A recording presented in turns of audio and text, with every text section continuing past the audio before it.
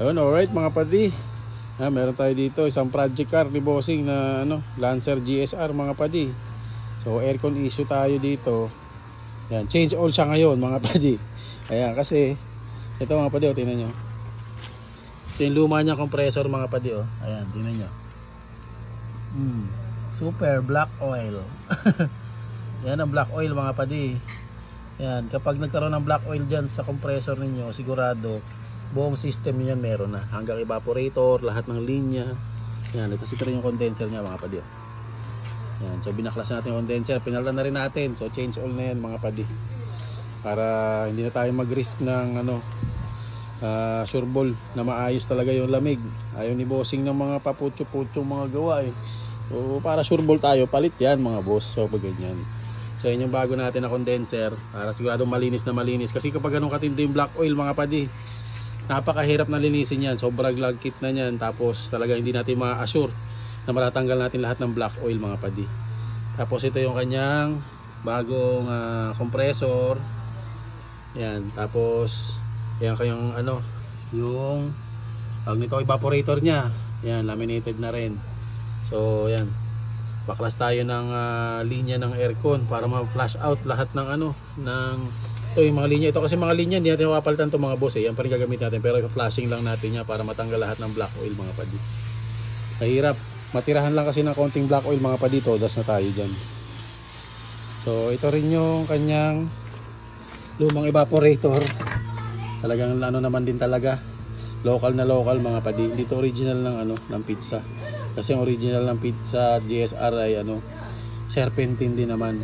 Yan, pero ito wala. Ayan, kita nyo sa loob yung black oil yan, hanggang evaporator talaga yan lahat mga padi. So kapag ganyan, pinaka best approach talaga dyan mga padi, kung may budget si customer, palitan nyo lahat ng pyesa.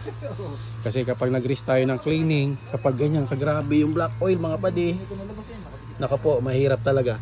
Ang hirap magbigay ng warranty kapag ganyan, tapos ipa-flashing mo lang, mahirap talaga mga padi. Ayan. So mamaya hintayin natin na tapusin natin to, tapos testing tayo ng lamig dito mamaya mga padi. Alright. Alright mga padi. So ito medyo ginabi na tayo ng konti, pero tapos na tayo dito halos mga padi. Kaya basahan natin mga padi. Yung high side nya is ayan mga padi nasa 150 mahigit lang, para mga 150, wala pang 155 mga padi. So yan ang reading ng high side ng mga aircon system natin mga padi, kapag talagang totally bago yung mga pyesa natin, kasi bago yung condenser nya, bago yung evaporator nya, bago expansion fan, tapos na flashing yung buong system. Yan yung mga padi, yan ang reading ng ating high side mga padi, nasa mga 150 lang yan. Pero kapag yung mga nalinis-linis lang, usually mag-read tayo ng mga 170, 180 yan. So may konting taas lang ng konti, pero within normal range pa rin. Pero unlike kapag bago talaga lahat mga padi, ayan nasa 150 PSI na yung high side natin mga padi. Diba? So ayan. O kaya mga padi, pasok tayo sa loob. Tingnan natin yung lamig nito mga padi. Ayan, medyo madilim na mga padi. Ay ko, madilim na. Natin ilaw natin mga padi. Yan.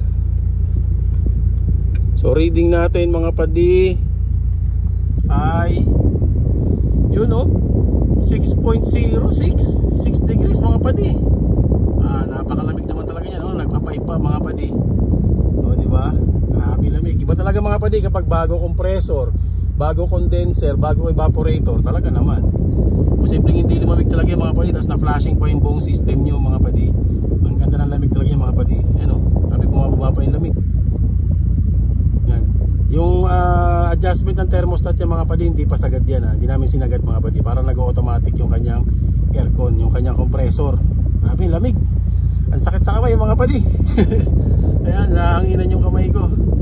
Ang 5.3. Grabe. Sobrang lamig nito. Baka mag 4 pa yan 5.1 mga padi. Grabe, sobrang lamig. Ayan, 5 nga. Diba? Ayan mga padi. So yun lang natandaan nyo mga padi, yung high side natin, talagang yun ang ideal na high side kapag talagang sobrang linis ng system, kasi bago yung mga kinabit natin na pyesa mga padi, condenser, talagang mga bago lahat. Kaya talagang expect natin na ganun yung reading ng high side natin mga padi, nasa mga 150 lang talaga. Grabe, lamig na niya mga padi. 4.7 O di ba, ayaw mo pa niyan. Yan, sobrang lamig yan mga padi. Bahala na si bossing dyan kung paano niya i-adjust yung lamig nito. Tinuro naman namin kay bossing kung paano mag-adjust sa lamig kung sakaling sobrang lamig, no. Ayan mga padi. So yan, tapos na to mga padi. Ayan, maraming salamat po ulit sa inyo mga padi. Grabe lamig nito mga padi, 4. Ay, Diyos ko po, napakalamig yan mga padi. Tingnan mo naman yung moist yan ngayon mga padi.